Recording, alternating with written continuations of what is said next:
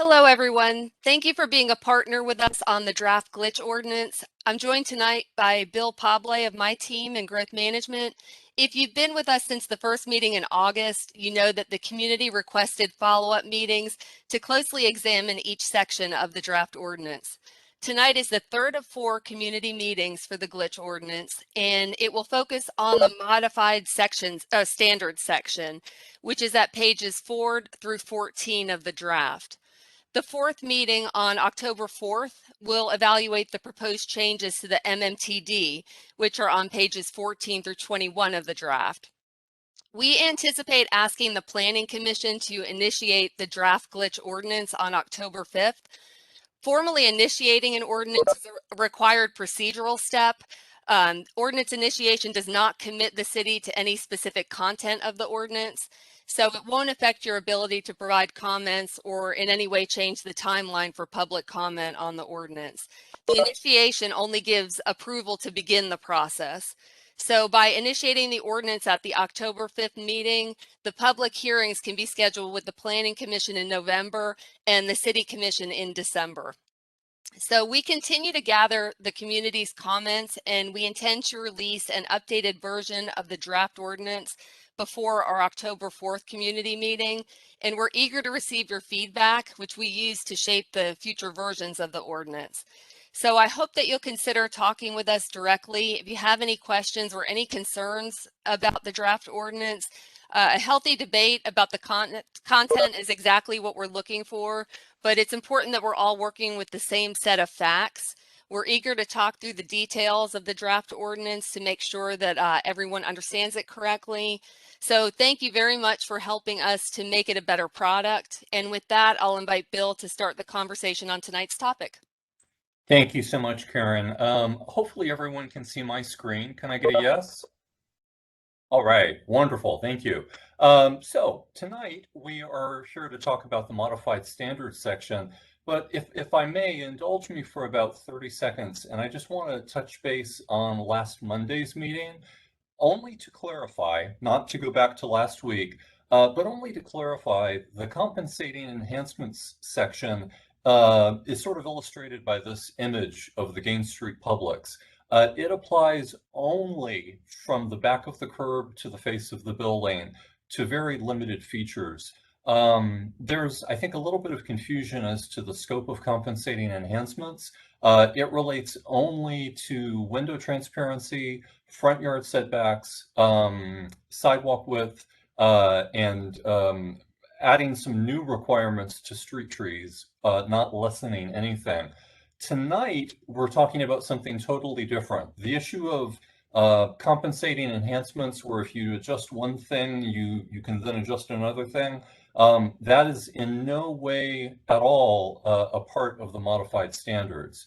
There is no compensation feature to the modified standards. It is strictly just a series of things that we've identified in the zoning code that we think require some changes that we don't think are working as they were intended.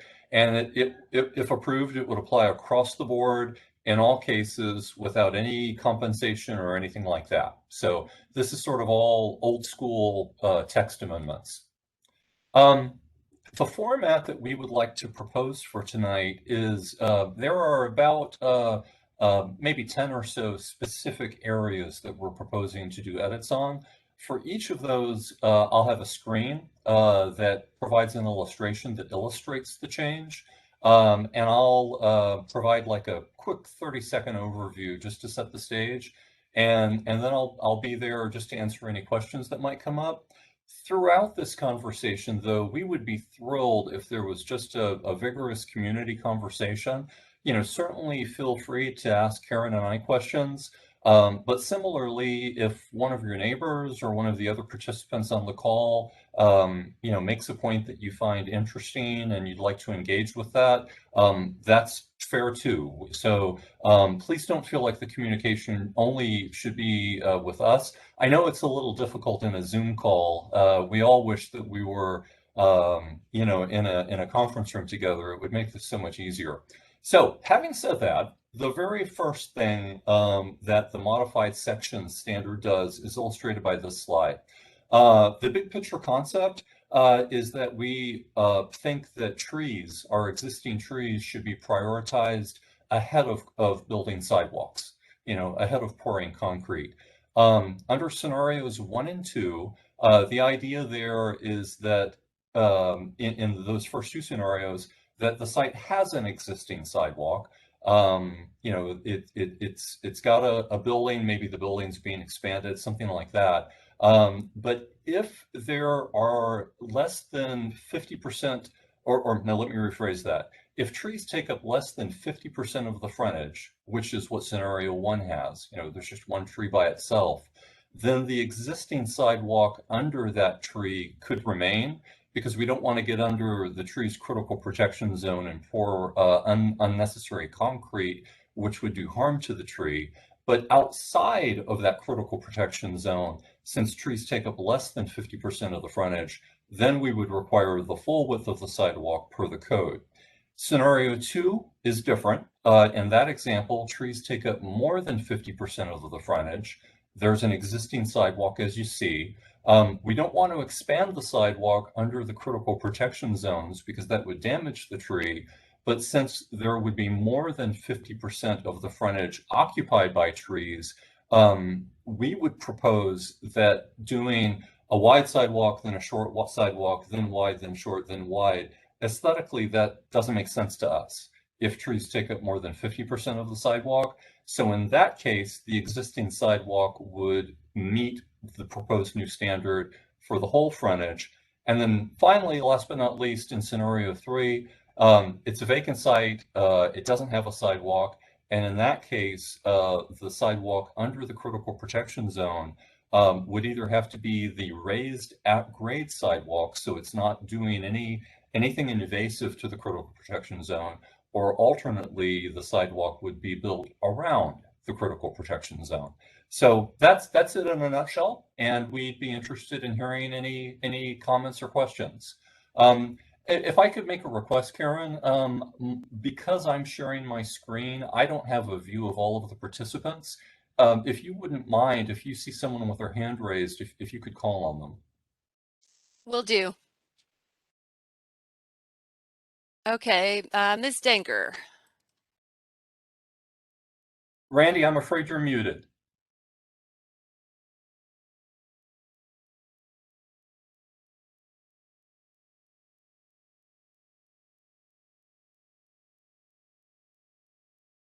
Still muted. Yeah, Randy, you're still muted.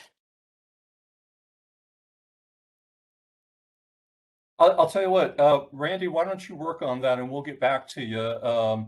But anyone else have any questions for us regarding this? Again, the premise here is that when you pour concrete in the critical protection zone, you're impacting that tree, and that doesn't make sense to us. We think rather than doing harm to the tree by having a wider sidewalk, that it makes more sense to allow that tree, that's adapted to that sidewalk that, might have been poured some time ago, to leave that as is, since they're getting on just fine. If there might be only 1 or 2 trees on the site where they occupy less than half of the frontage, then we would certainly do the wider sidewalk, but otherwise stay with the narrow one. Bill, Richard Darabi has his hand raised. Richard?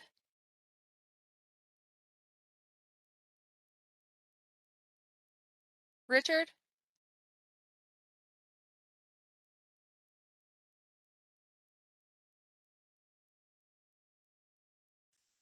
Richard, if you're speaking, you're muted.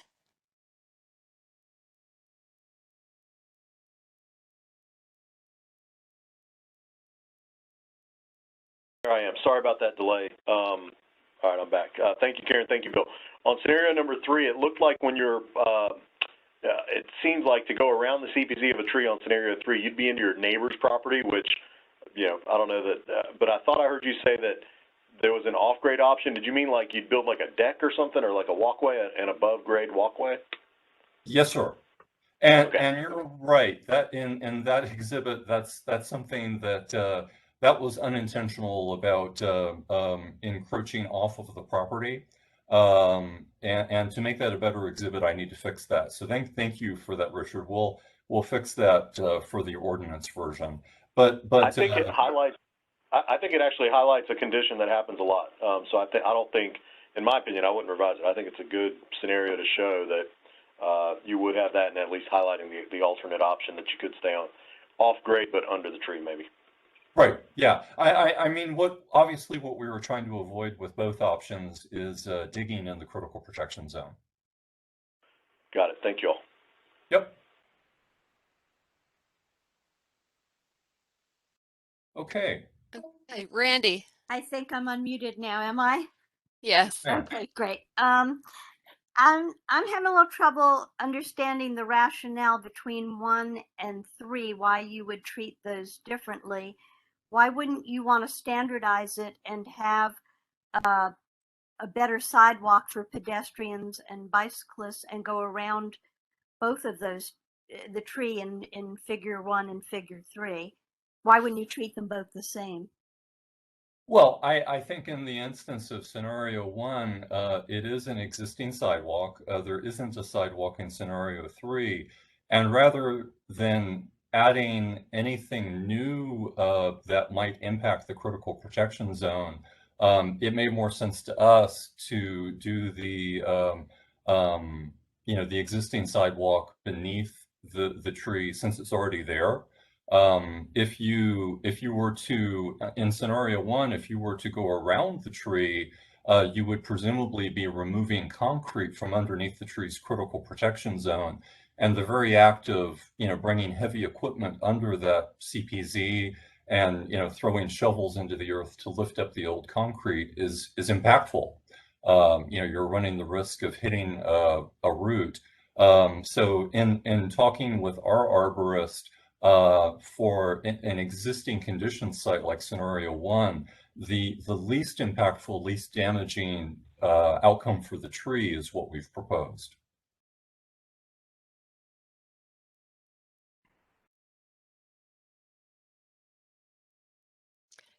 Ms. McGuire.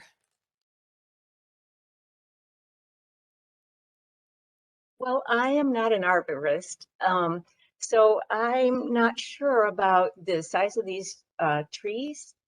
And so I'm wondering kind of how this compares to our inventory. I know our urban forester, did a survey of all our trees. For example, a dogwood tree that has, that's 4 inches. Well, I know from personal experience, it takes a while to get there. So I don't really have a sense of the amount of these trees or that we have or how many, what part of our inventory we're talking about, kind of how we landed with these trees. Are they already in the ordinance in other places? Yeah, I can address that, Ms. McGuire. Thank you for the question. I think what you're referring to is that the proposed code, and I'll just read it for everyone's benefit, it would apply this provision to any dogwood that's 4 inches or greater, any hardwood or longleaf pine that's 12 inches or greater, and any other non-invasive tree that's 18 inches or greater. That comes directly from the Environmental Management Ordinance. Those are the 3 categories that are defined as a protected tree under the Environmental Management Ordinance. So that seemed like a good place to begin. I think it's a very valid conversation to have about whether that's the right list of trees that should benefit from this. But since our Environmental Management Ordinance calls that out as protected trees, that was our starting point.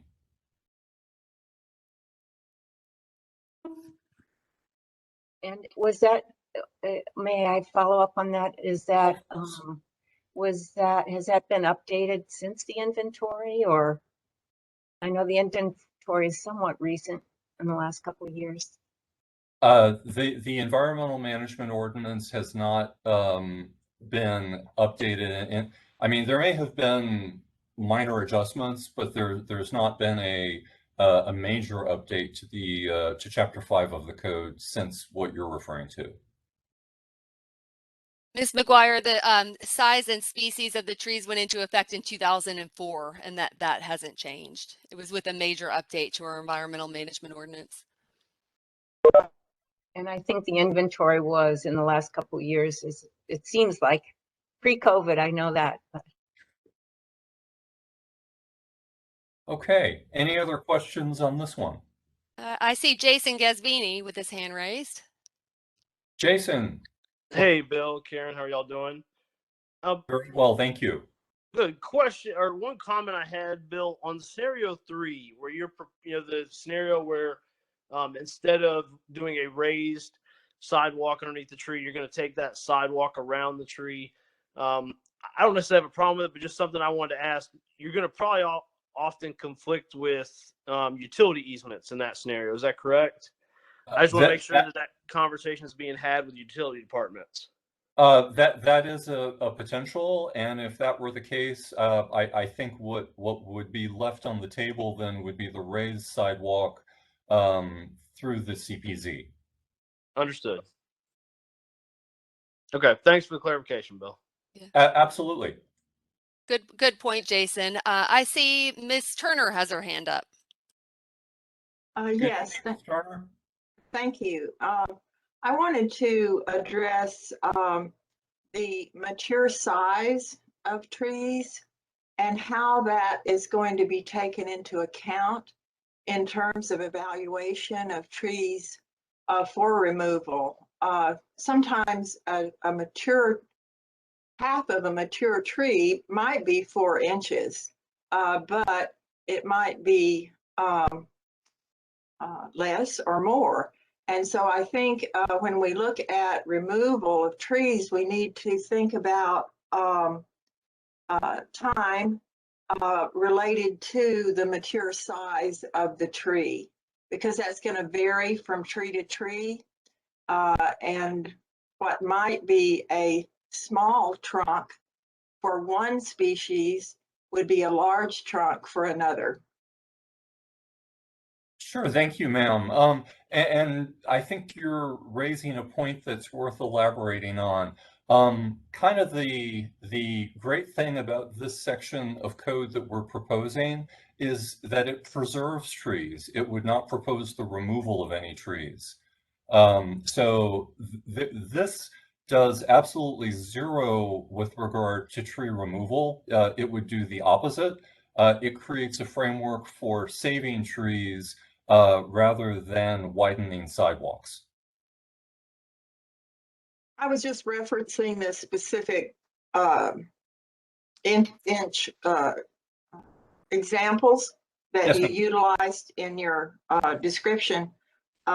Also, my comment would apply to tree spacing. Sure. And you know, I think if anyone has any feedback about, you know, perhaps defining a protected tree differently, we could certainly have that conversation. To sort of kick off this conversation, it seemed, you know, like a good idea to us to hang our hat on the definition of a protected tree in the environmental ordinance. But if anyone thinks that there's a better definition, we're certainly all ears. And example, our scenario 3, absolutely for the sidewalk going around the tree, but also that radius of protection should take into account the mature size of the tree, not as it is at the time, but the mature size of the tree and associated growth and roots.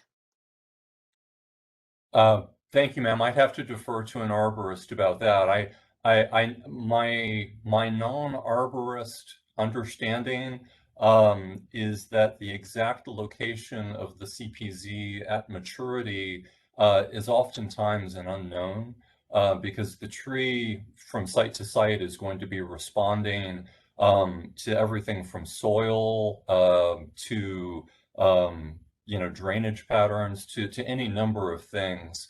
So where the CPZ kind of reaches out at maturity is a bit of an unknown.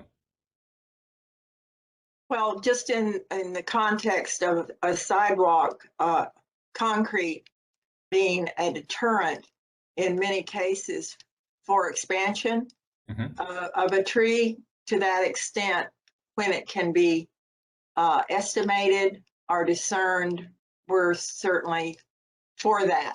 Certainly, certainly. Thank you. Thank you, ma'am. Richard, did you have another comment? I do. Thanks, Karen. This will be a shout out to all the neighborhood groups so that they don't think I'm totally one-sided in pro-development, but I believe that the lot perimeter zone applies to the front of the parcel as well, and maybe that's something you could check internally. And I think the protection standards are different in the lot protection zone, where I think it's any tree 4 inches or greater is protected, and the lot perimeter zone is the building setback or 20 feet, whichever one's less. Pretty sure it applies to the front, but actually, as I was saying that, I wasn't quite sure if it was only the sides and the rear. That may be worth checking. It would change the interpretation of what's protected. That's an excellent point, Richard, and it's something I hadn't thought about. What Richard is referring to is that there is another section of the code that carves out a perimeter around the lot. The width of the perimeter varies based on a couple of variables, but I think that that is a substantive point, that the outcome of it is going to be to make this protection stronger. That comment reminds us of something that is going to cause this to be a stronger standard. And it's something that I neglected to take into account from Chapter 5. So great comment. Jason Gasvini.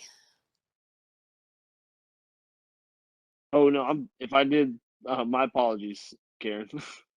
Okay, the hand is gone. Bill, I think those are all the comments we have at this time.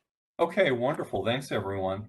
So the next option that we'd like to explore in the modified standards section is this. I know that there are a lot of strong ideas about the city's existing tree preservation ordinance, but it is, what's been on the books for a few decades now. All that we are trying to do is, within the bounds of the zoning code, create incentives that would encourage the preservation of trees. And if you want like a step-by-step on the math, the ordinance, I think, does a good job of walking through how we're proposing that this would be calculated. But this is the big picture idea. With every lot that's developed, you apply setbacks and various other development standards. After you apply all those standards, that leaves what is basically the developable area. In my example there, it's the area surrounded by the red dotted line. A developer, if they preserve trees that are within that buildable footprint, we're wanting to encourage that by creating the potential of an additional floor. The proposed ordinance specifically prohibits this if the site is adjacent to a residential neighborhood. We understand that. That was, there was a lot of discussion through the neighborhood compatibility ordinance. So it would prohibit this option if it was adjacent to a residential neighborhood. But if it is not adjacent, the idea that we're proposing is that if significant trees are protected, that we're essentially creating the potential for an extra floor. No more than 2. Typically, it would only be 1. You would have to set aside a whole lot of trees to qualify for the second floor. But the idea is, if you took the square footage of the critical protection zone and multiplied it by the height that the developer could build to, that is the square footage that the applicant would essentially be giving up. They're taking it off the table. They're saying, we're going to put that under a permanent conservation easement. We're going to protect it. In return for that, the way we would calculate whether an extra floor was whether they were eligible for that would be to take the area of the tree and divide it by the footprint of the building. So let's say, just as an example, let's say you had 6,000 square feet as the area that was being given up from the protected tree. And if you had a 10,000 square foot building footprint, 6,000 divided by 10,000 would be 0.6. And what the ordinance says is that if that ratio of tree area divided by building footprint is between 0.5 and 1.5, then the applicant would be entitled to one floor. So it is proportional to the size of the area that's being preserved. That's the concept. And certainly we're all ears if anyone has questions. But again, we're trying to operate within the law that exists today, and we're simply trying to create some incentives to protect trees. I think a very valid conversation that we've heard from one or two folks is whether this should apply across the city or whether there might be specific neighborhoods where just the neighborhood context is such that an additional floor might not make sense. And we'd love to have that conversation. So I'll turn it over to everybody else.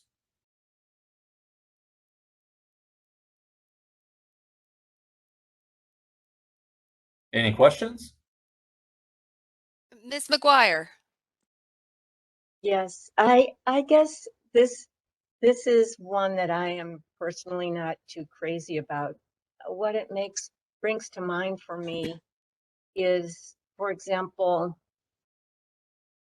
440, where the developer bought the property knowing it has a significant tree like number 3, was asked to design in consideration of it, and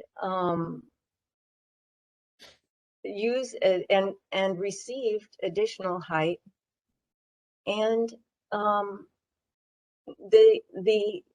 height affected the canopy of the tree, and so it seems like this is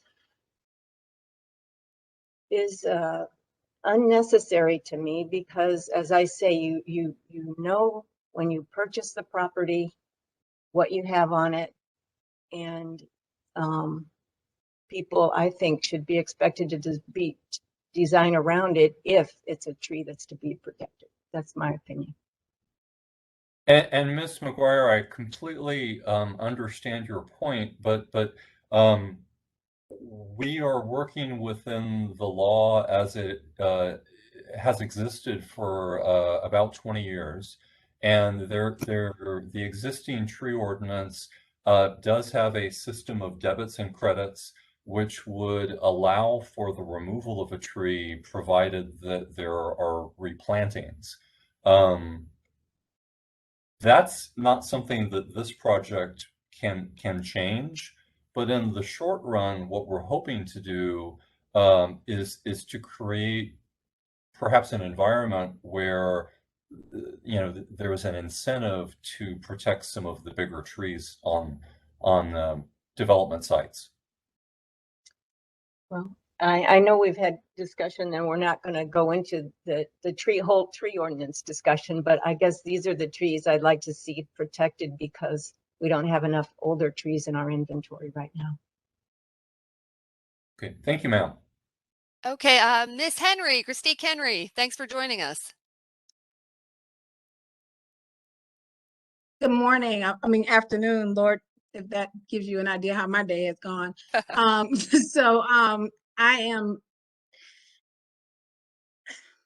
This is a really hard conversation. It's a hard conversation in various spaces, because you're trying to balance preservation with value. And so our friends who have properties that they own, that they have, investment in are trying to yield the highest return of value on their investment. At the same token, you know, our neighbors see a value in the preservation of natural amenities, particularly trees on properties that, you know, I think adding an incentive that gives an additional floor to a property and therefore an additional value to an investment is a great balance to that, as long as the design and all of the different particulars of it are consistent with the neighborhood and consistent with the space that they're in. I got here late. Did we talk through kind of the appropriation of this incentive as regards through the equity lens, in particular to areas that are in need of investment or that struggle with private investment, and how, you know, restrictions in regards to environmental may impact that, in examples or ways that's being mitigated? Because I totally agree with the incentivization, but definitely want to make sure that it doesn't create a hardship, particularly in areas of disinvestment for investment to come on that pendulum. No, thank you so much, Miss Henry. And this is my bad for not making you aware of this, perhaps.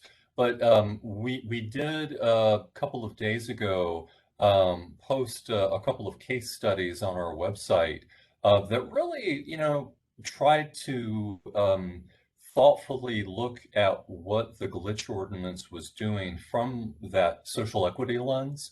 And I'd be interested in having a conversation with you, you know, offline at your convenience, to get your feedback on whether you think we adequately addressed it.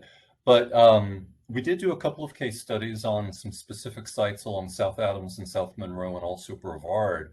But I think as a theme, what I would sort of put out there for consideration is that, and I'm going to go out on a limb here a little bit, I believe I'm right in saying that there really isn't anything in the Glitch Ordinance that is sort of the government saying this is a new mandate that every last person must follow.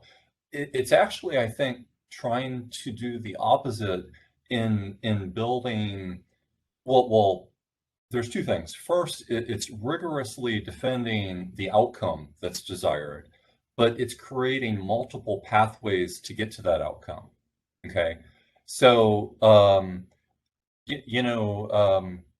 I think from a social equity standpoint, it's really creating some new opportunities for projects to be responsive to the local community and to site conditions. And that's what some of those case studies that we posted on the website delve into. Okay, thank you. And I'll continue to listen and ask questions as I understand it. Thank you so much, Bill. No, thank you. Okay, Ms. Turner.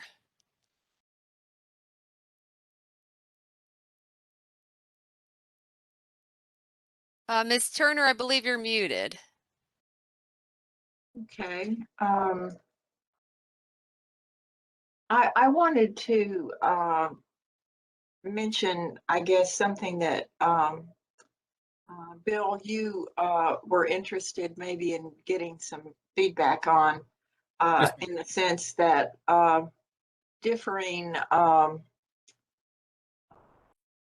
locations or neighborhoods or areas within the city deserve the accommodation and respect of existing heights and landscapes that make up the character and walkability and livability, quality of life associated with these particular areas or pockets of our community. And I would advocate for that consideration when you're talking about building height.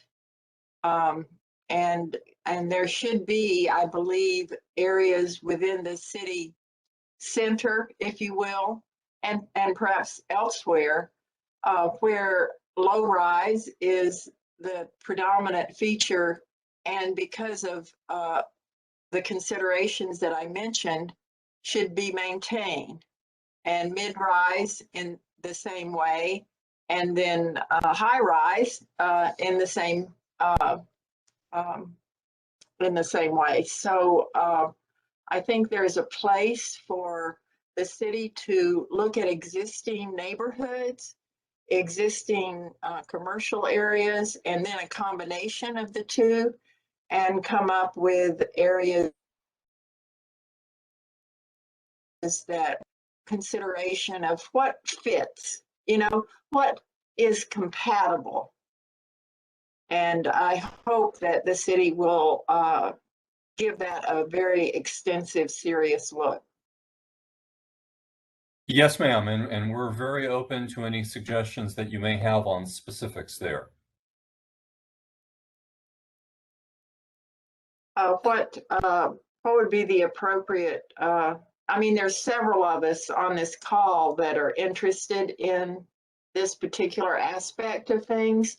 What would be an appropriate way of having that conversation together, not just one-on-one, but together? I think that if anyone would like to specifically talk about that topic, just email me at bill.pobley@talgov. Again, I see you're writing there, Ms. Turner. It's bill.pable@talgov.com. And I'd be more than happy to set up a call to focus specifically on that issue. Yeah, we'd love to hear from everybody. If you'd rather, give us feedback just directly by email, that's great too. Or collectively through your HOA or neighborhood group, that's also great. I think the only thing we would really make the request on is to please reach out to us, reach out to me to talk through any concerns you have. I know we've covered a lot of territory in this draft ordinance, and we'd love to have the opportunity to also have those one-on-one conversations to get into the weeds on anything you think that might be a concern. See me as a resource for you to use as much as you'd like to. My direct line to my office is 891-7044. Again, 891-7044. And I'm real happy and ready to talk with anyone. Okay, Mr. Gasvini. Thank you, Karen. Bill, just a couple things I wanted to clarify, make sure I understood. And first off, I want to say, I commend, staff for trying to find something to make property owners and architects look at a piece of property differently. This is definitely a creative idea to say, hey, there's more than one way for you to design a piece of property to utilize it. I think this is a great idea. So commend y'all for that. In the process of this, I hear from a lot of other comments and everybody else, and I agree with a lot of comments I'm hearing. It's going to depend on each property is going to be specific, or each area is going to be specific. Is the intent to have this where there's a certain set of criteria set for staff? So when somebody comes and proposes a concept or a design that, hey, they have to meet all this criteria to then qualify for the program? Am I correct in that understanding, Bill? The way I would answer that, and if I've missed your question, Jason, please just let me know. But I would say firstly that as a set of criteria, these are options that we would be encouraging. They are not a mandate. They are an optional feature that we would strongly encourage. And then if they are, utilized at the applicant's choice, there are minimum standards that would have to be met. I think things that you would probably expect, like conservation easements and arborist reports, And there's, I think, 5 or 6 criteria that are stated in the ordinance. But whether this is used, it's being put out there as an optional feature. I mean, to truly be an incentive. Understood. Understood. One thing you actually said again there, I want to clarify on. This is not because I'm against the idea. It's more of, I think it may create an obstacle that makes it difficult for a lot of property owners to accomplish this incentive. Is when you, and maybe Richard can speak to this better than I can, but when you said conservation easement there, you're gonna, if I'm not mistaken, you're gonna limit a lot of properties from being able to consider to be able to do this. Meaning, if I have a small enough piece of property that I'm trying to put a house on, or I'm trying to put a building on, I may not be able to put a conservation area on my piece of property because I just don't have enough acreage to do that, and then I may not qualify. So just a comment to make. I heard you say it. Richard may be able to answer it better, or I may misunderstand it, Bill. So. Well, the conservation easement would be on the tree's critical protection zone, not on the entire property. Okay, understood. So it would just be the CPZ. Okay, understood. My mistake. No, not at all. Not at all. I think Miss McGuire is next. Hi, Miss McGuire. Let's see, I think my speaker's on. I just wanted to address your invitation to work with all of us, which is very generous, because I know that's what you spend a lot of your work time doing, is trying to talk with all of us and help us understand what's happening. But I guess I feel that in this case, with this glitch ordinance, that it's a small group of us. We're here because we're really interested in talking about it. And we're interested in equity. We're interested in different heights in different parts of town. And it's always, I think it would be better to, instead of you having individual appointments with various people or groups, to maybe take a little bit longer than the original schedule allowed for, in order to do this in a workshop like this, so that people can hear and understand and participate, so that you think you came to these meetings and an idea was never discussed, and then you show up at the city commission meeting and you're hearing that the new ordinance and staff explanation has all these features that you don't understand where they came from or why they're there. And I think it's disconcerting for people. So I don't know how other people on this call feel, but I'd be interested in these discussions being with more than, with a bigger group that can share all these different perspectives. I am more than happy to send notices out for any requests that I might receive for meetings on particular topics. So rest assured, if anyone does make that request to maybe brainstorm on issue X, I'm very happy to send out a meeting invitation to the folks who have been participating in this. Full disclosure, I want to be very, very frank. I've had plenty of, neighborhood advocates call me individually, and plenty of folks from the business community call me individually, and I will continue, to respond to those as I get individual calls. I mean, that's just part of what we do.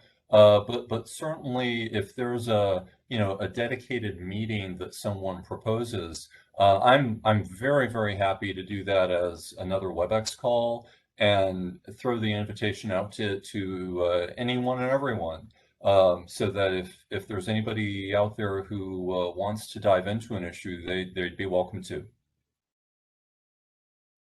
Oh, you're very welcome. Okay, Miss Turner is next. Yes, ma'am.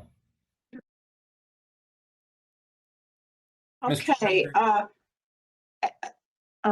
as a follow-up to Kathy's comment, when things are raised that haven't been discussed by the group in your individual settings by people, if you could bring those to the group as things to be considered, as ideas that people have had or concerns that people have had, would be one way to keep the momentum and the exchange as broad as possible.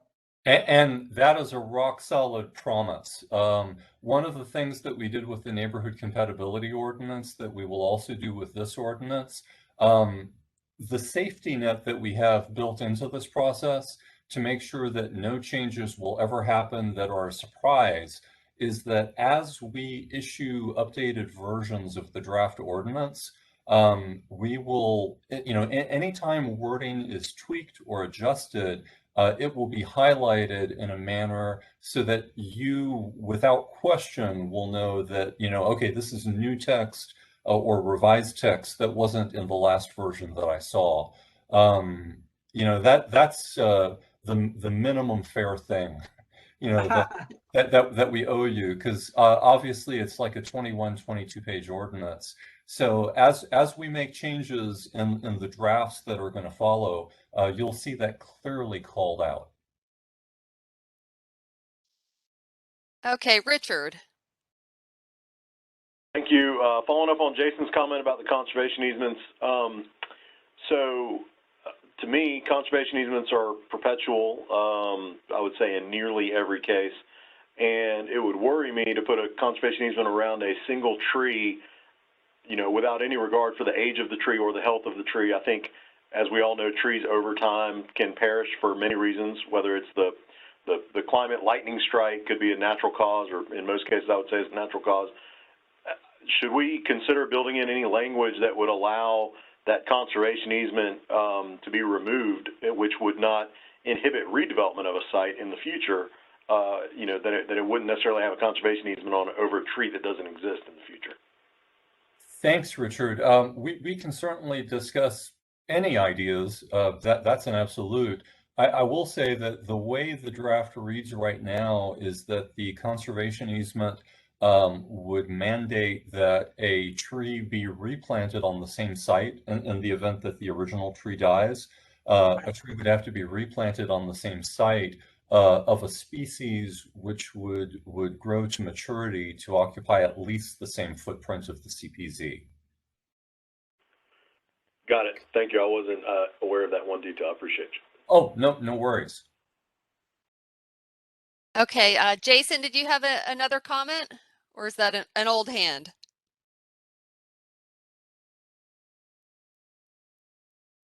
Okay, and I also see a hand up for Ms. Turner. Okay, Ms. Turner, did you have another comment?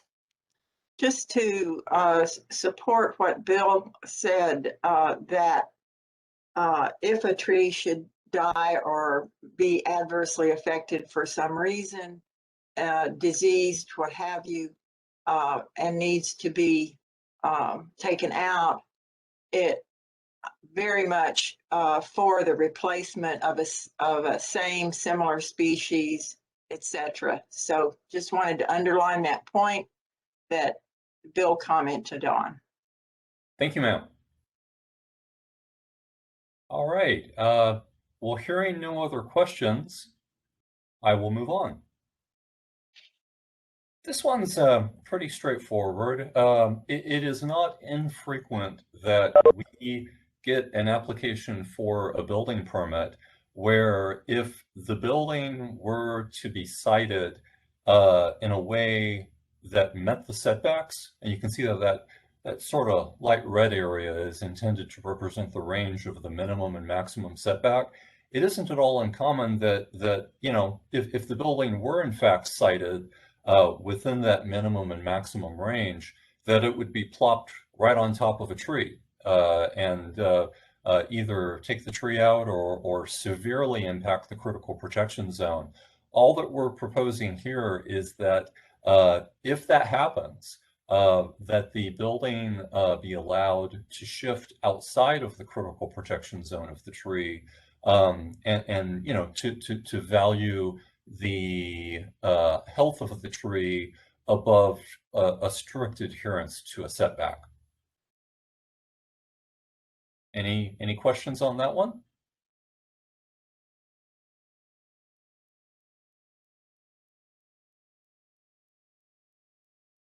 Okay, well, let me know if I need to go back, but I'll move to the next one. This is a situation of what do you do if you know, the business owner would like to put up a sign, as their neighbors do, but to do so and to have visibility on the sign, it would require that they take a tree out. This property owner approached the city several years ago and said, look, you know, I'd like to have a sign, you know, that's what my neighbors have. But I also want to keep my tree. They applied for a variance, which was approved. And instead of doing a double-sided sign, they were allowed to do two one-sided signs. But in return for being allowed two one-sided signs that were visible from both lanes of traffic, they did not light it internally, they did external lighting. Now, the interesting thing to me is that every person who I've shown this photo to has never noticed that there are two signs on this site. And I think that's mainly because of the external illumination. But the way the code actually reads is that if there is a tree of a specified minimum size, and if the sign can't be located at least 30 feet away from the tree, then we would allow the sign to be changed from a double-sided internally lit sign to two one-sided signs that are externally lit.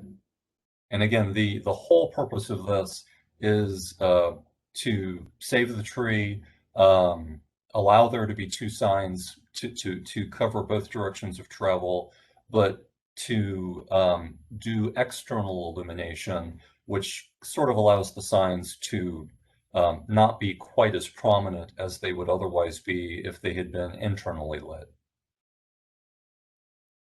Any comments?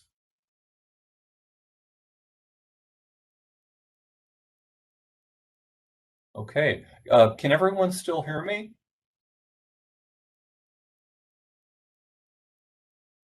Hello? Yeah, we can hear you, Bill. Oh, good, good. I didn't hear any comments. I was starting to worry. I think Miss Turner has a question. Oh, yes, ma'am. I understand this one on monument signs. I just wanted to make again the comment that the tree spacings need to accommodate the expected mature size of the tree. Thank you, ma'am.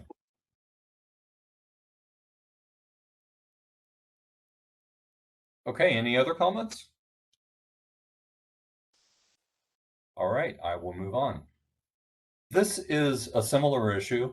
There are a number of sites in the city that have a line of street trees. That's what the right-hand side is intended to represent.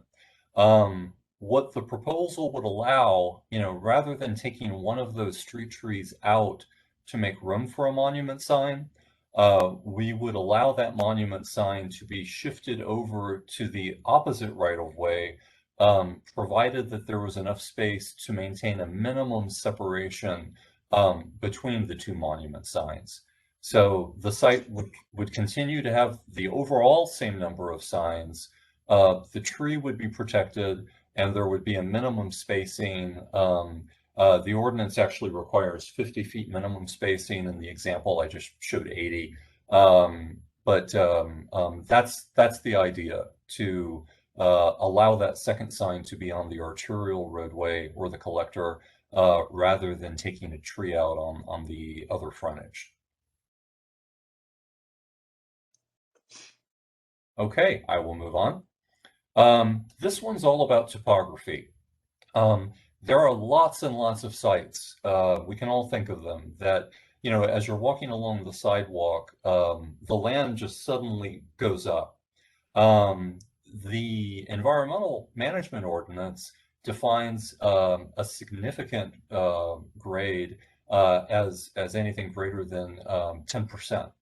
What we would be proposing is to allow the setback to shift into the lot to go beyond the rural steep section up until a point that the grade is less than 10%. So, again, what we're trying to do is preserve the natural topography of the land so that, it can be kept and allow the building to shift a bit backwards so that it doesn't have to be built on top of a steep slope.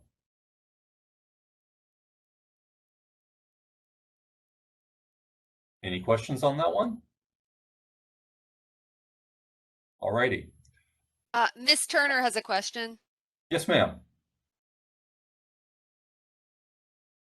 Ma'am, I think you're muted. You mentioned that the shift based on grade would be backwards. Would there be instances where, based on grade, the shift would be forwards? That's my concern, is that then the building footprint would be very close to requirements for sidewalk and planting strip. The intent with this was the front yard, but I think you make a good point, ma'am, and I think that we can, expand on that language a little bit to make it clear that, the focus is further away from the sidewalk, not invading that public space. Thank you. So I'm just making a very quick note to myself so I don't forget about that. All right. Okay, Ms. McGuire. I think that we maybe skipped one. Let me go back. Nope. That Oh, starts. you saw me go forward and then I went backwards, ma'am. So we're still in sequence. Well, what happened to conditions for tree preservation? Oh, I don't have a slide for that. That's part of. I mean, we can certainly talk about that if you want. What Ms. McGuire is referring to is that after, we talk about trees and sidewalks and trees and signs and trees and setbacks, we have a list of 5 things that would have to be met for any of those tree-related options to be utilized. And I'll just touch on them verbally real quickly. One would be no or very limited new impervious surface. So in other words, you're not going to pave under the critical protection zone. The second would be the permanent conservation easement of the CPZ. The third is that if the tree dies or it must be replaced with a species large enough to fill the space. And then the fourth is an arborist evaluation to confirm that the tree is viable. And then last but not least, that the parcel isn't adjacent to protected residential. That's that prohibition that I was referring to. So, ma'am, did you have a question about any of those? I didn't mean to seem like I was skipping those. To me, they were just conditions that, would always have to be met. But that's a fair point. I should have probably touched on those. Yeah, I understand, and I like a lot of them. I just had a question because I really don't know the answer to this. It talks about the arborist creating a management plan for long-term health of the tree. Is that so? Is that for the city? Is that for the property owner? How is that typically dealt with when the property changes hands? It would be for the property owner and would be referenced in the conservation easement.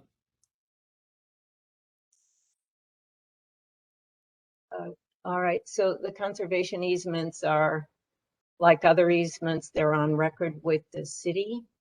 They're on record with The clerk, I guess? the clerk, right, and are part of the, of the official record that is attached to that land. But are there, I mean, So do they actually constitute an obligation? Like, you Can I know, jump in here?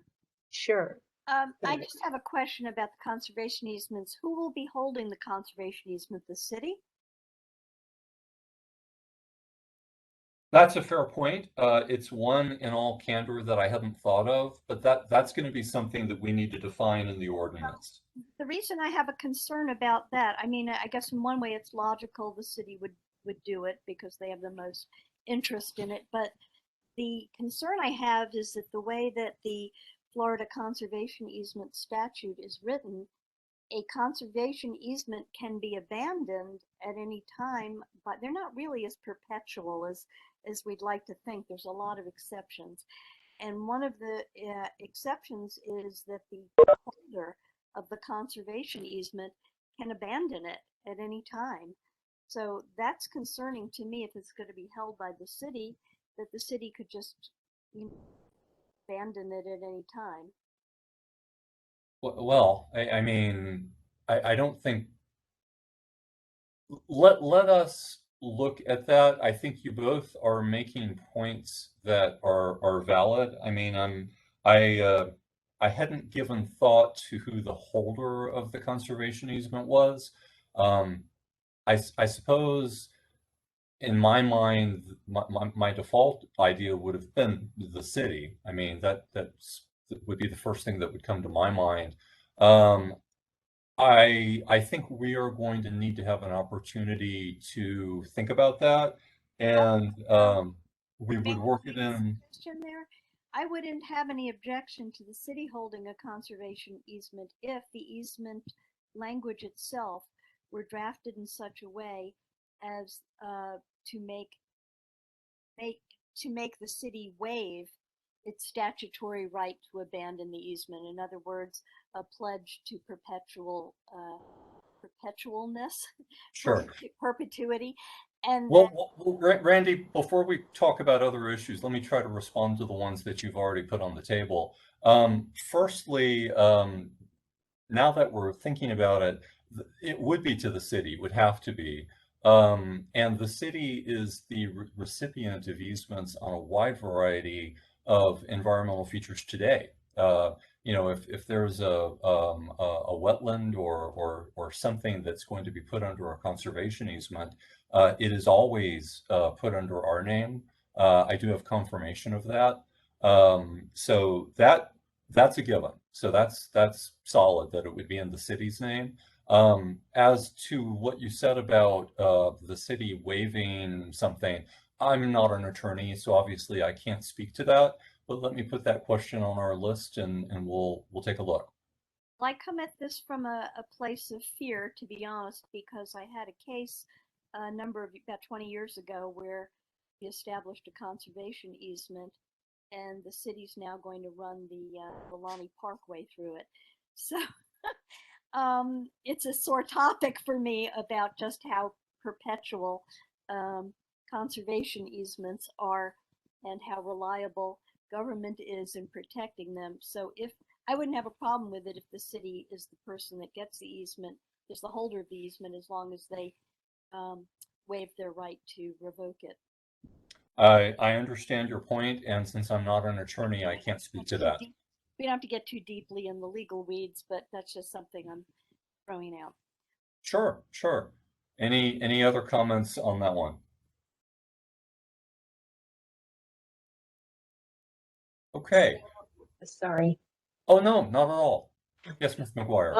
So just to finish this part up from my perspective anyway. So if, you know, as Mr. Darabi pointed out, trees die and nature kills them and things happen. But the way this is worded, if I lose a big tree in my yard or in front of my store, I guess, I can put a sapling out there and meet the intent. Is that correct? No, ma'am. Well, I mean, I think it depends upon what you mean as a sapling. You know, It I've just says disclosed. it'll be replaced, right? It doesn't, it's, I mean, I've disclosed from the beginning that I'm not an arborist, so I'll say that again. But I do know an arborist who's at the other side of our building. I've been popping my head into Mendy's office with great frequency lately to make sure I don't run astray. The feedback that I've received from her is that a 4-inch caliper tree is about the largest that you can go with a new planting and have a reasonable assurance that the tree will make it. Um, uh, and again, in my non-arborist understanding, if you plant a really large tree, the likelihood of it surviving successfully is severely diminished. You know, so while we would all like to see the big trees planted, the long-term success really sort of compels you to do something more in the neighborhood of 3 or 4-inch caliper. well, maybe that's probably someplace else, but in this section in C, it just says the same species that has the potential to be as big as the one that we lost. Yeah, and I It think doesn't that's. address the 4 inches or anything. Yeah, I think that's a fair point. To answer that, the environmental management ordinance does require 3-inch plantings. You know, when we did the neighborhood compatibility ordinance for the buffers on drive-throughs, we did go with 4-inch caliper plantings just to have something a little bit more robust. But Mendy cautioned me not to go above 4 inches because the odds of you having a tree after you know, a few years are not as high as if you go with a 3 or a 4-inch. But point taken, and I think we can certainly add a dimension there.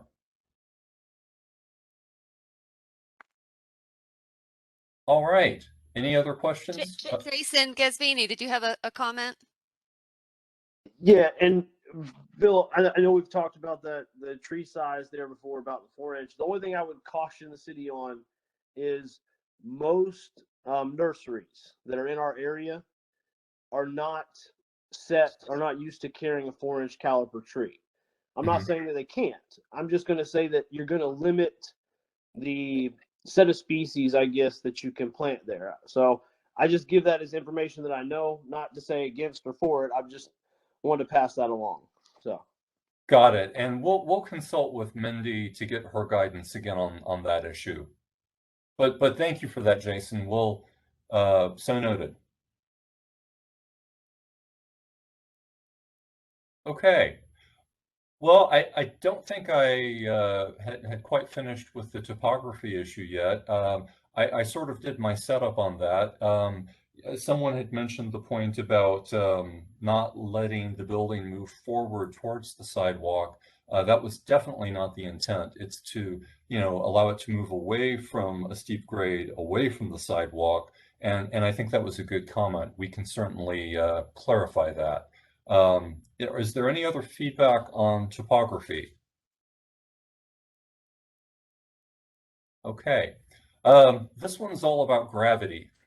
There are sites, this one, for example, out on West Tennessee, that at its north end, it was 88 feet, and at its south end, right next to Tennessee, it was 62 feet.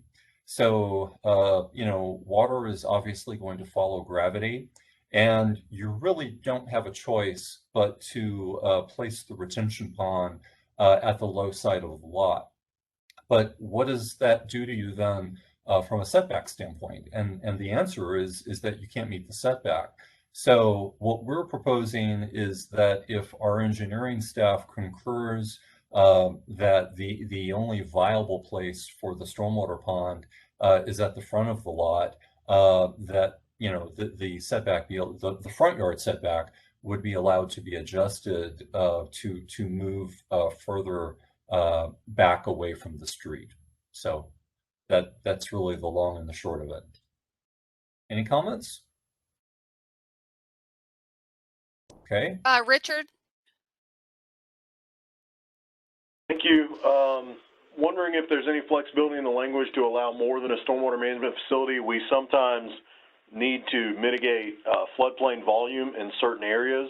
So it may not technically be a stormwater facility, it may be an excavation required for floodplain volume. And in a lot of cases, although not, I don't think it's explicit in the code, it's a policy the city likes what's called cup for cup or stage for stage. So then you're really limited on where you can provide the mitigation. So I don't know if you might be able to, if we were, could consider more flexible language for stormwater management and floodplain compensation, or, you know, something to that effect.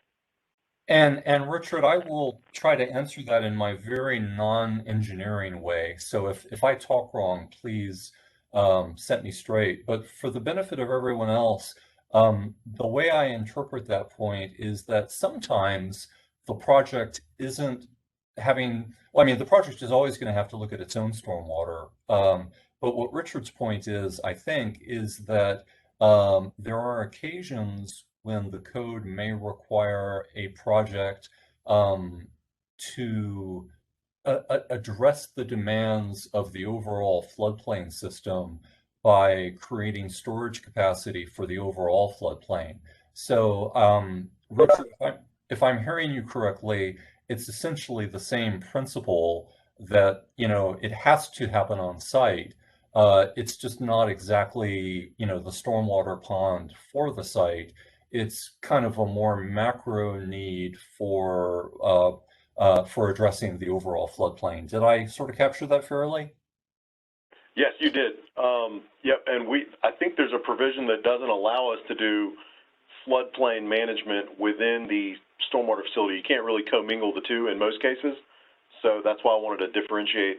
If this code specifically says stormwater management facility, it wouldn't prevent you to move it for floodplain compensation, which I think should be an allowable use as well. Okay, yeah, let us take a look at that. That's something we hadn't thought of, but it seems like a reasonable point. And just to make sure everyone appreciates where we're going, it's still the same principle that water follows gravity, and there are some sites where the elevation is just so pronounced that you just simply don't have a choice. So that's what this whole conversation is addressing, and that's something that we will look at. And as promised earlier, any changes that are made in the next version of the ordinance will be clearly highlighted, so that, you know, it's just going to be abundantly evident anytime a change is made. So, any other Bill, one more if I. Oh, yes, sir. Bill, one more thing. I said floodplain mitigation, but I think that the correct term may be floodplain management, because you could actually have existing floodplain along a property line that you want to preserve, which would actually preserve all the trees and everything within that floodplain area, that you should be allowed to increase your setback. So it's not just the mitigation of the actual digging of new volume. I think the language should be floodplain management rather than floodplain mitigation, or that way it would cover preservation as well as excavation. Okay. Okay. But at the end of the day, the principle is the same, that gravity follows water, and it's going to be looking for the lowest point on the site. I'm sorry, water follows gravity, and it's going to be looking for the lowest point on the site. So yeah, thank you for that, Richard. We'll take a look at that. Any other comments? Ms. McGuire? Thank you, ma'am. It's not in this drawing, but is it understood that the planting strip and the sidewalk, the other requirements remain in this kind of situation? I think that would be something that would vary probably from site to site, but there would still be a planting requirement and a sidewalk requirement. The only reason I'm just minorly hedging is whether there was some issue with the site where maybe the planting strip or the sidewalk might have to be diverted to the north side of the pond, or something like that. I don't know that would be the case, but you know, it's so site specific. But like regardless, in this case, I'm still seeing a sidewalk there. And this is actually the site plan from that project. So I think the answer is definitely yes. All of those features would still be there. Yeah, since in this specific case, Tennessee is a road a lot of people walk and they definitely need a sidewalk, so. Yeah, I mean, the sidewalk requirement was not waived because the retention pond was moved forward. The only thing that changed was the front yard setback. You know, because there's just all that stuff that has to be fit into the front yard, and you know, the presence of the stormwater pond at the front of the lot doesn't waive the other requirements. It only would affect the site by pushing the building a little further to the north. And are there any landscaping requirements for, I know a lot of properties do try to landscape their ponds, but Yeah, and in fact, we did add that into the draft ordinance. I'm going to refresh my memory here. What the draft says right now is that if fencing is required on the pond, it may not be chain link. So chain link fencing is not required. It would have to be some form of decorative fencing. If fencing is not required, then some form of hardscape improvement must be provided, such as a paved walking path, seating, etc. And there's also a landscaping requirement as well in either case, whether fencing is required or not. So, you know, we did try to think about that. And I mean, there's a specific ratio of plantings per 100 feet. So it's definitely addressed. That's page 10 up at the top in case you're looking. yeah, sorry, I see it's right there. I apologize. No, not at all. Not at all. So any other questions? I think Ms. Turner has her hand up. Yes, ma'am.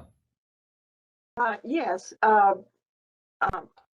Concerning sidewalks, I think we need to make sure that they connect to other sidewalks, you know, in a logical way to provide safe transport for pedestrians and to make sure they don't get cut off in a particular location and then have to traverse some ground that is not sidewalked and then seek to connect with another sidewalk extension.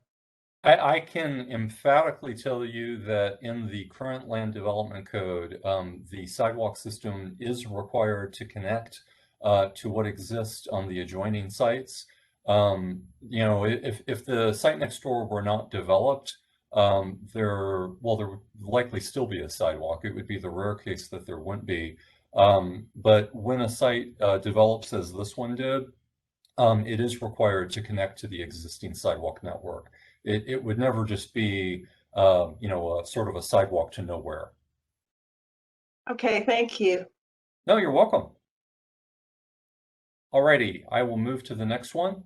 It is not rare that, particularly in residential neighborhoods, actually only in residential neighborhoods, really, that the historic front yard setback may be less than what the current zoning requires. And in this example, I actually pulled this from a residential preservation neighborhood. In this example, the front yard setback is 19 feet, and there's a vacant lot. That's where that yellow house, the yellow box, that's a proposed new house. The question is whether the new house should match up with the existing setbacks to the two next door buildings to maintain the street wall and to maintain continuity of the neighborhood, or whether the house should be pushed further back to 25 feet, which is what the RP neighborhood, the RP zoning district would require. What we're proposing is that if in fact the adjoining houses are at 19 feet, that we allow the new house to take its cues from the surrounding neighborhood and not from the zoning code. You know, the zoning code would say 25 feet. If the new house built to that, you'd be walking along the street with a consistent street wall, and then all of a sudden you'd see a house that was sort of shoved back to more to the rear of the lot. This proposes to fix that to maintain the continuity of the street. Any questions on that?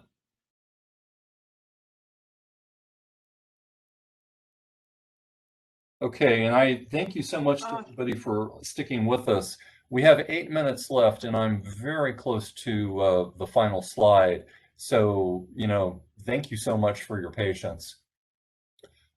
This one deals I with. think Miss Turner has a question. Oh, Miss Turner. I'm sorry, I couldn't get unmuted and videoed. Nothing was working. It was all jamming for me. No worries.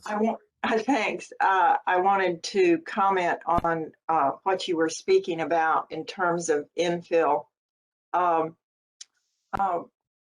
We have an example of infill in my neighborhood, Old Town, where a building house has been built, and it is so far forward that it definitely impacts negatively the street wall. And I'm very concerned that, yes, let them move backwards, that's fine. But how far forward do we let them, you know, come? Because builders, in a lot of cases, and understandably, want to increase their footprint for capacity and for use, but not at the expense of existing neighboring buildings and homes. And we may have anticipated that, Ms. Turner. Let me tell you what the ordinance does. It sets up two criteria, if I'm remembering it correctly. First, it would allow the new house, the yellow box, to be placed at a setback that was up to 20% less than what the zoning standard would require. So this neighborhood happens to be residential preservation. Residential preservation requires a 25-foot front yard setback. 20% less would take it to 20 feet. 20% of 25 is 5 feet, so that would leave you with 20 feet. But the text goes on to say that the new house couldn't do anything less than what its neighbors had. So if you apply the 20%, and let's say, just in theory, I'll pull a number, if the 20% criteria said that the new house could be put at 13 feet, you know, that's not good, because then you have the opposite problem. So that's why the second criteria is that the new setback can't be anything less than what the neighbors on either side have. Okay, well, that'll be a welcome addition to standards. And Thank you. Ms. Turner, if you have a chance, if you could call me or email me with the address that you're speaking of, because what I'd love to do is to pull up that address to see how this standard would have affected that, and if it makes me think of anything that we hadn't thought of that you know, might be pertinent to this conversation. So that would be great if you have a second tomorrow. Yeah, the setbacks are very problematic. I live in an older historic neighborhood downtown, as many of us do, and we are not against infills. We're not against new building in our neighborhood, but you know, there's the front setback, the back setback, and the side setbacks that are so important in terms of compatibility with existing buildings, and also compatibility with the neighborhood, the street, the block, etc. And we've just begun to experience some things that have been upsetting and distressing to the neighbors. Okay, no, understood. And I had received some feedback from another one of your neighbors about side yard setbacks.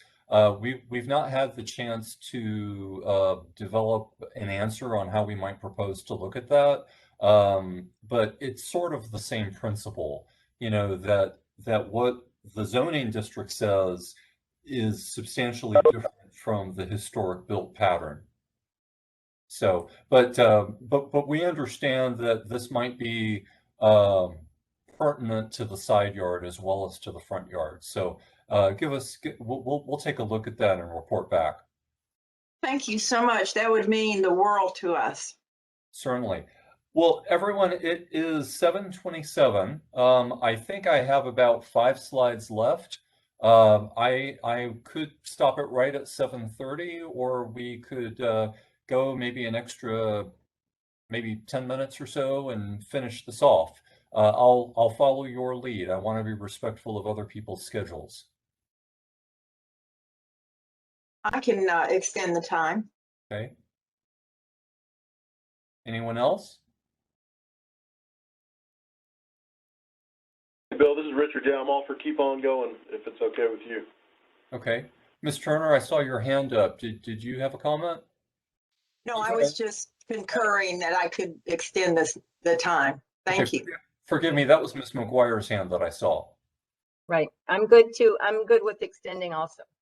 Okay, well, I'm good too. move on, and if anyone, you know, if there's 1 or 2 people that might need to drop off, do be aware that we're recording this, and you'd be able to catch the last few minutes on our website by close of business tomorrow. So next one is unusually shaped lots. This is an actual lot. It's at the corner of Lafayette and Magnolia. The frontage on Lafayette is plenty wide. You know, there's no problems meeting setbacks there because there's lots of space to work with. However, the frontage on Magnolia is extremely narrow. You know, that might be, I'm guessing, 30 or so feet there. And it's just physically, it's not possible to place a building next to Magnolia in that teeny little spot that would meet the front yard setback on Magnolia.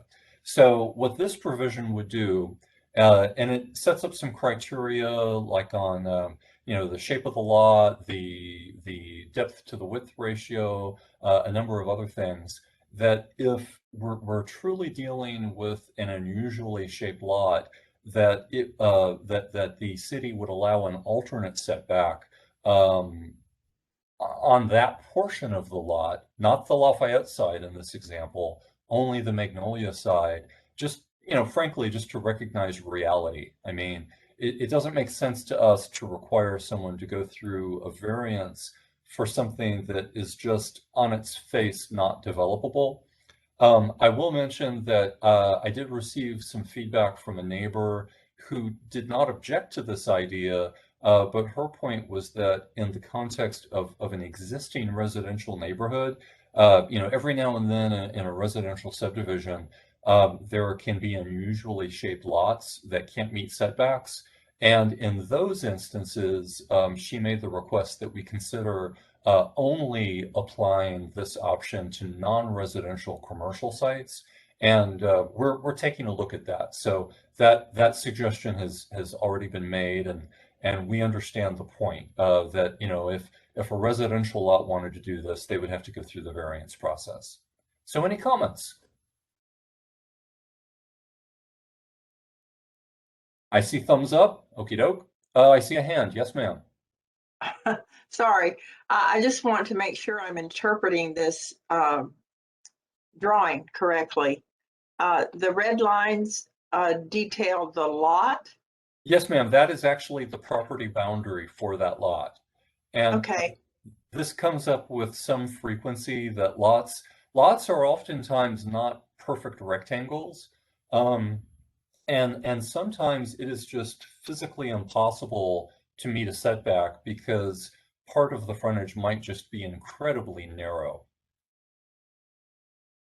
But if I understand what we have talked about prior to this, planting strip and sidewalk standards would remain in place. Oh, when- yes, absolutely. The only thing we're talking about here are setbacks. So, you know, the setback there, since this particular site is in the multimodal district, I don't remember for sure, but it's almost certainly in the ballpark of maybe 10 or so feet. And 10 feet is barely going to get you off of Magnolia. And that opening on Magnolia is just simply physically too narrow to put a building there. So that's all we're trying to do.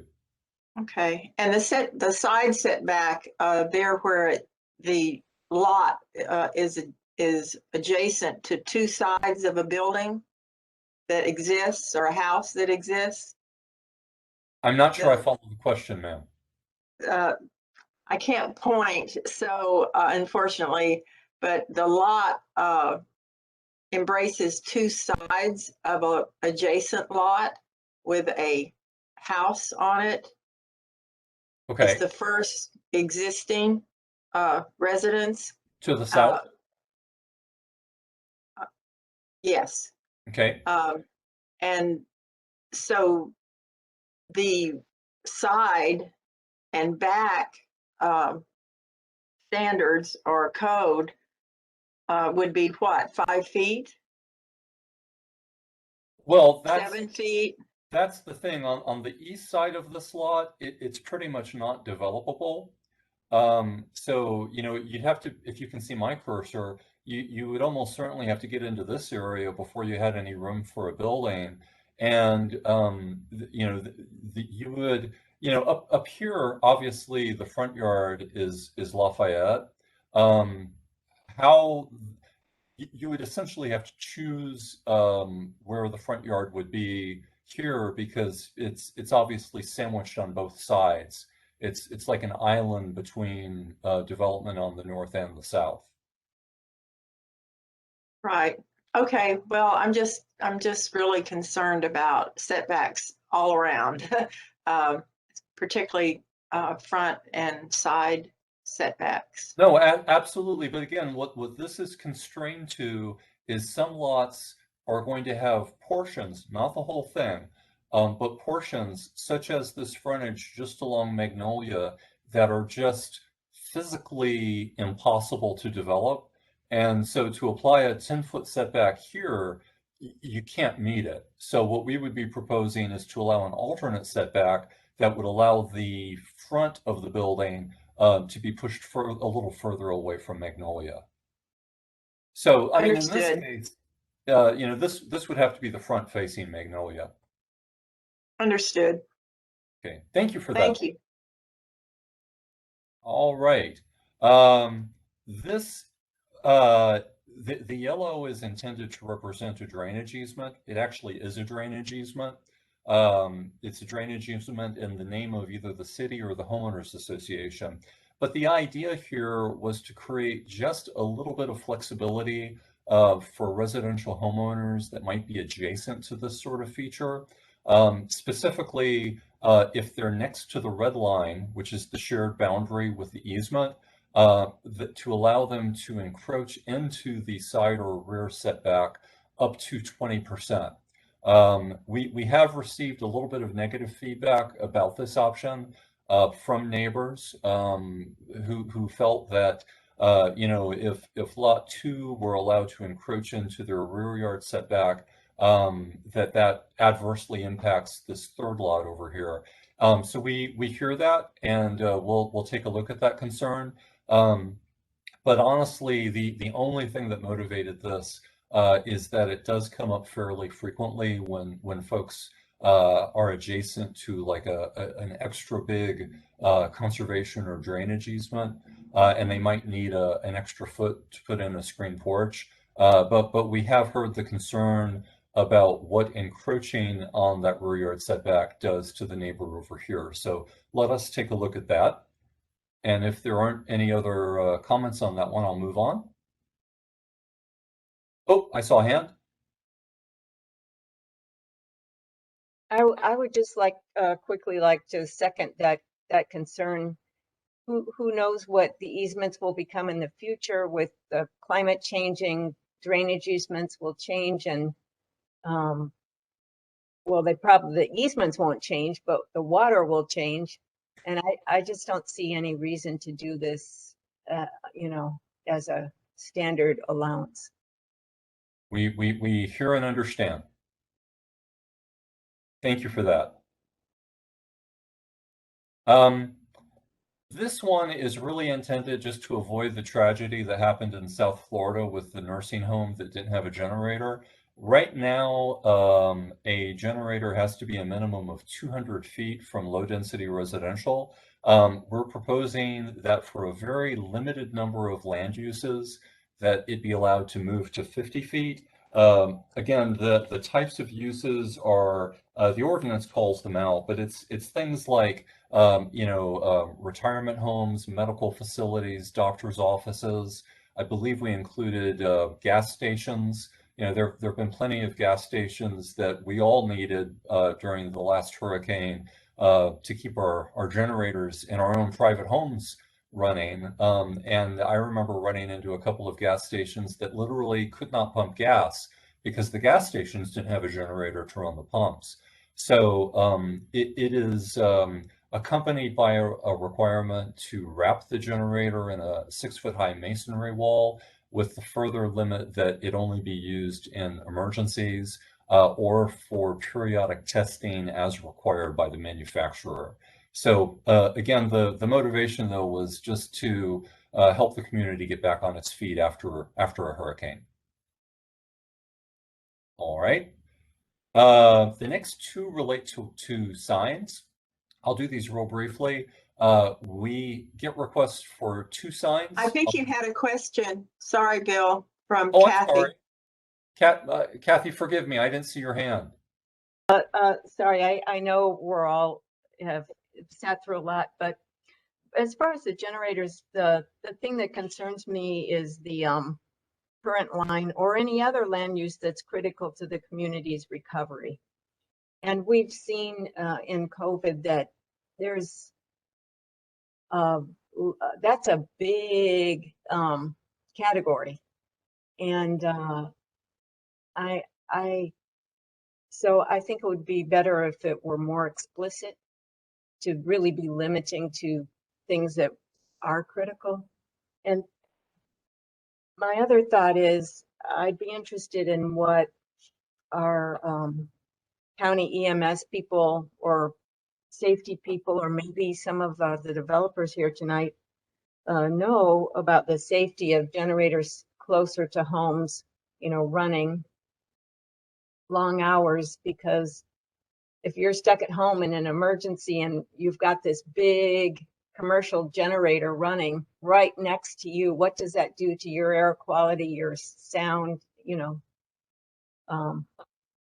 I personally don't live next to one, so I don't have an idea, but I'm just asking. Before we open it up to further discussion, which we'd welcome, we can certainly look at whether the or other use identified by the land use administrator, whether that's needed. Truly there was nothing, there's nothing behind that other than just an honest desire that if there is a land use that we haven't thought of that is just critical for the community during an emergency, we didn't want to leave it out. But let us sharpen our pencils and we'll go back and think harder about that list of land uses that might be appropriate to be on that list. So we'll give that some further thought.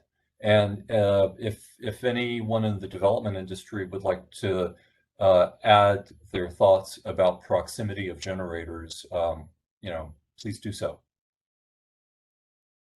Hey, Bill, this is Jason. My biggest point I would say is that, if you're going to consider that kind of distance, I think a lot of consideration has to be towards how you dampening the sound. Mm-hmm. Meaning, are you requiring some type of wall, fencing? Are you requiring some type of, hedging, landscaping, maybe in addition to that, something just to give that buffer to it? I know there's certain existing properties that certainly have obstacles to overcome, so I understand, the need to try to shorten that distance, but I think those are some things that needs to be considered, and maybe somebody to everybody's point, I'm not an expert in generators. I've just dealt with them a few times, but somebody who's a little more aware of that noise, I think, could give better direction for the city. And no, that's a great point. Let me just throw in very quickly that the current ordinance does say that one of the criteria is that the generator be enclosed on all sides by a masonry wall with an opaque gate, which is either 6 feet tall or equal to the mounted height of the generator, whichever is higher. So sometimes, generators are mounted on a metal platform. And if that's done, we're saying that the wall would have to match whatever height the generator is. And then around the masonry enclosure, that is surrounded by a minimum 4-foot wide landscape strip. And it goes on to talk about understory trees and other things. I think we can work on the list. But again, our motivation here was to just surgically pull out uses that I think we would all agree, have to have a generator. And we have had at least one variance request that I can think of where a retirement community was not able to site their generator at 200 feet. So it was allowed to move closer. So this is just trying to, recognize that there are some uses that the community just has to have up and running, after an emergency. But we can certainly try to fine tune that list. But rest assured, those generators will be wrapped by a minimum 6-foot tall masonry wall. Okay, hearing no other comments, I'll move on. To give you a very brief summary of this, the current code limits wall signs to 1 per frontage. We would allow 2 per frontage if the sum of the 2 signs together was less than or equal to 80% of what the code allowed for 1. The motivation for this is lots and lots of businesses want to have McDonald's with the golden arches or Starbucks with the mermaid. Those are 2 separate signs. We would propose that, that's a very reasonable thing for a business, that they might want. But in return, we're proposing that the overall signage be reduced to 80% of what would be allowed for a single sign. And I see a number of hands up. Jason, I saw yours first. All right, I'm terrible at this system. I am going to take my hand down. Apologize. Oh, no, not at all. Not at all. Ms. Turner, do you have your hand up? I do. Thank you. Yes, absolutely. I understand the point here that is made in this item, but I think that we as citizens and the city want to be careful about what is happening in terms of sign proliferation. Signage everywhere. And I just want Tallahassee to retain its character and beauty and not look like every other city in the US, and signage is a big part of that. And so I just want to make that general comment and hope that we can continue to try to keep the unique character and beauty of Tallahassee going rather than make our streets and roads look like strip malls. Ms. Turner, appreciate that comment very much. Just to make sure, I want to make sure I adequately explain this. Right now, the sign code per building frontage allows a maximum of 200 square feet of signage. So if just that McDonald's sign that you see was put up and not the golden arches, the McDonald's sign by itself, just to use that as an example, could be up to 200 square feet. That is a very, very large sign. What this would propose is that if they wanted to do the two separate signs, the two of them together would be limited to 80% of 200 square feet, which of course would be 160 square feet. So while the number of signs would increase, the amount of the wall that would be covered with signs would be significantly reduced. I just wanted to make sure that didn't affect your thoughts. No, I just want to make that general concern, put that out there as we move forward. I think more and more signs are going up, and we have to just be aware of that and see how we can manage it to the best of our ability. Thank you, ma'am. I want to be respectful of everybody's schedule. You know, it's 7:48 now. You have me for as long as you'd like me to stay on the line. I am, you know, completely all in on staying with this. But if there's a sense that, you know, you'd like to save the balance of this for the next meeting, that's okay too. So if I could just take a quick temperature of everyone again, what's your preference? I think we need to save the accessory uses for next time. Okay. But we could cover, I think, The next sign one? the setbacks for rear wall signs. Sure. No, that's not setbacks. That's again just Sorry, signage. Sorry. yeah, no worries. It's the same concept. There are some businesses that have parking lots in the rear, and they often request signage in the rear to help their patrons find the correct door. What the proposal would do is allow that second sign at the rear of the building, but the same principle is in play.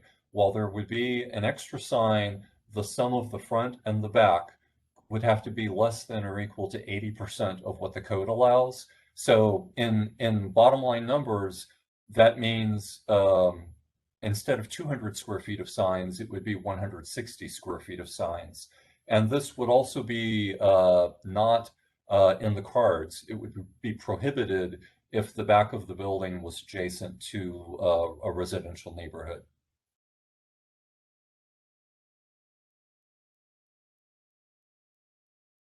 All right. Well, again, everyone, all that we have left are two slides. We could certainly cover those in the next meeting if that sounds like the preference for everyone. You know, I say this at every meeting I've ever been in, but I am eternally grateful for your willingness to participate and to share your thoughts and ideas. I mean, I know all of you have busy lives, families, jobs, a lot of other responsibilities. But the fact that, you know, you have given us your evening, we're so grateful for, and I mean that from my heart. So thank you for your involvement. It will make all the difference for this project, and I really mean that. Thank you, everyone. Yeah, thank you all very much. I wanted to also just add that we are continuing to update the website. So if you go to talgov.com and the growth management page, we have an enormous amount of information out there already, but we're posting the videos of each meeting, adding information about future meetings, all of the versions of the draft ordinance, and then we're also adding some of the questions and answers that we're reviewing in these meetings. So just a reminder that that information is out there for you as a resource. And I just echo everything Bill said. Thank you all very, very much. This has been so helpful and we appreciate you.